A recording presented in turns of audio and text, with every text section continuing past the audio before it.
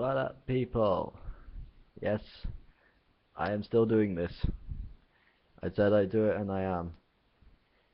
It's the same situation as yesterday. I'm very tired, and I really should be in bed by now, but I'm doing the sensible thing and fulfilling my promise because I do not skip, no matter what. And since the last one left us on a cliffhanger, I thought it would be kind of cruel to keep you waiting longer than a day. So, here we are with chapter 6.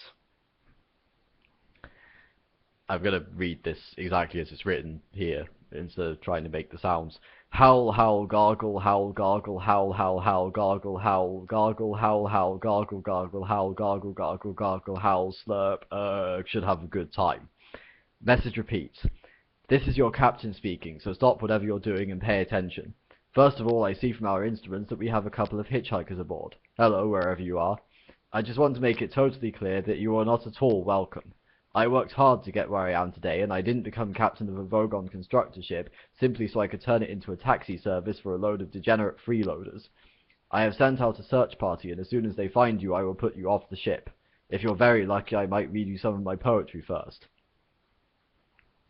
Secondly, we are about to jump into hyperspace for the journey to Barnard Star. On arrival, we will stay in dock for a 72-hour refit, and no one's to leave the ship during that time. I repeat, all planet leave is cancelled. I've just had an unhappy love affair, so I don't see why anybody else should have a good time. Message ends. The noise stopped. Arthur discovered to his embarrassment that he was lying curled up in a small ball on the floor with his arms wrapped round his head. He smiled weakly. Charming man, he said. I wish I had a daughter so I could forbid her to marry one. You wouldn't need to, said Ford. They've got as much sex appeal as a road accident. No, don't move, he added as Arthur began to uncurl himself. You better be prepared for the jump into hyperspace. It's unpleasantly like being drunk.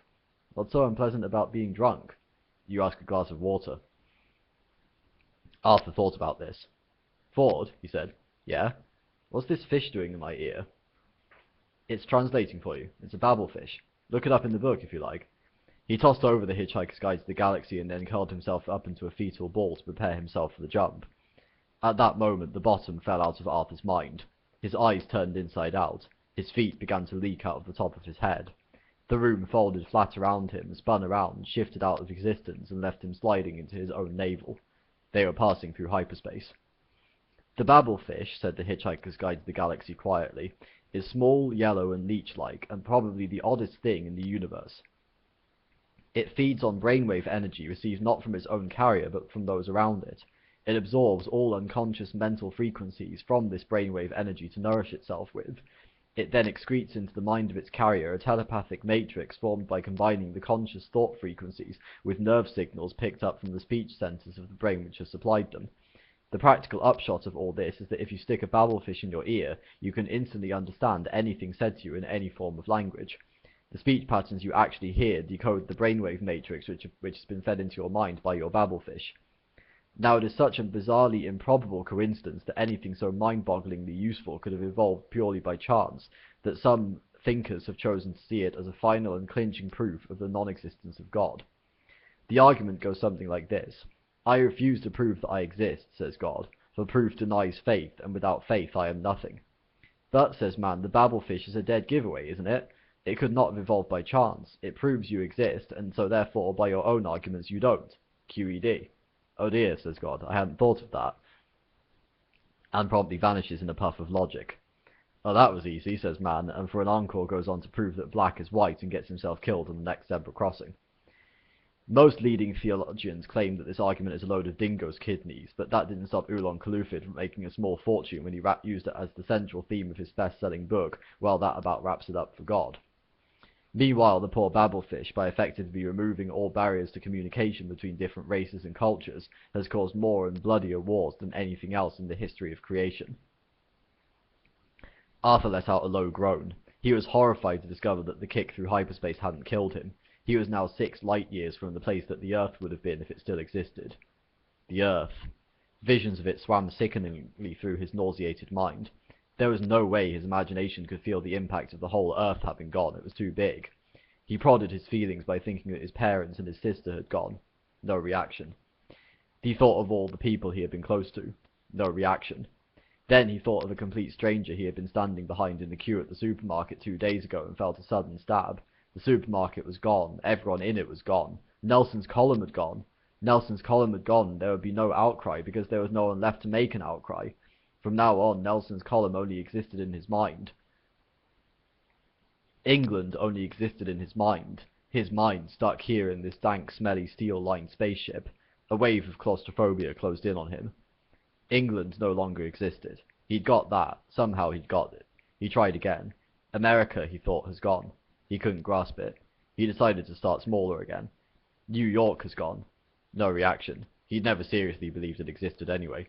The dollar, he thought, has sunk forever. Slight tremor there. Every Bogart movie has been wiped, he said to himself, and that gave him a nasty knock. McDonald's, he thought. There is no longer any such thing as a McDonald's hamburger. He passed out. When he came round a second later, he found he was sobbing for his mother. He jerked himself violently to his feet. Ford! Ford looked up from where he was sitting in a corner humming to himself. He always found the actual travelling through space part of space travel rather trying. Yeah, he said. If you're a researcher on this book thing and you were on Earth, you must have been gathering material on it. Well, I was able to extend the original entry a bit, yes. Let me see what it says in this edition then. I've got to see it. Yeah, okay. He passed it over again. Arthur grabbed hold of it and tried to stop his hands shaking. He pressed the entry for the relevant page. The screen flashed and swirled and resolved into a page of print. Arthur stared at it. It doesn't have an entry, he burst out. Ford looked over his shoulder. Yes, it does, he said. Down there, see, at the bottom of the screen, just under Eccentrica Columbus, the triple-breasted whore of Eroticon 6. Arthur followed Ford's finger and saw where it was pointing. For a moment it still didn't register, then his mind nearly blew up. What? Harmless? Is that all it's got to say? Harmless. One word. Ford shrugged. Well, there are 100 billion stars in the galaxy and only a limited amount of space in the book's microprocessors, he said. And no one knew much about the Earth, of course. Oh, yeah. Well, for God's sake, I hope you managed to rectify that a bit. Oh, yes, well, I managed to transmit a new entry off to the editor. He had to trim it a bit, but it's still an improvement. And what does it say now? Asked Arthur. Mostly harmless, admitted Ford with a slightly embarrassed cough. Mostly harmless, shouted Arthur. What was that noise? Hissed Ford. It was me shouting, shouted Arthur.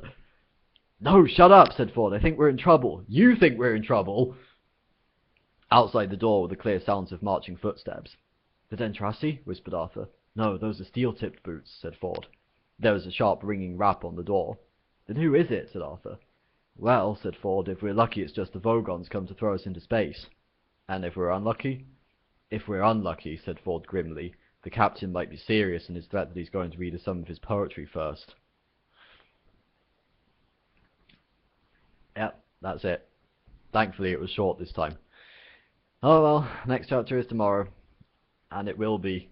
I keep telling you this, I do not skip. Twilight never breaks promises. That's a total lie, but I don't break these kind of promises.